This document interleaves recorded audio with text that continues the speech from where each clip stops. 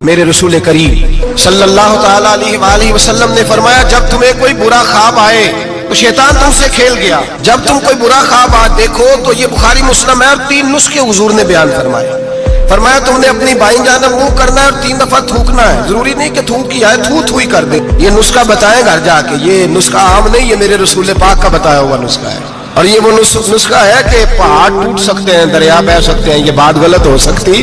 सबसे बड़े पीरो मुर्शिद का नुस्खा है। मेरे रसूल करीम सल्लल्लाहु अलैहि वसल्लम ने फरमाया, बाईं जानब 3 दफा थू करे, थूके, और 3 दफा आऊज़ बिल्लाह पढ़े। और फिर हुजूर ने फरमाया, ख्वाब का किसी से जिक्र न करे। किसी को ख्वाब सुनाना, डरावना ख्वाब आए तो किसी को सुनाना, बयान नहीं करना। ये हुक्म दिया नबी पाक ने, हमें नसीहत फरमाई है। फरमाया, उल्टी जाने मुंह करके 3 दफा थूक दे, औज़ बिल्लाह पढ़ दे, किसी को बताए ना, 3 बातों पे अमल करे। अल्लाह के रसूल बयान करते हैं कि उसका ख्वाब उसे नुकसान नहीं पहुंचे।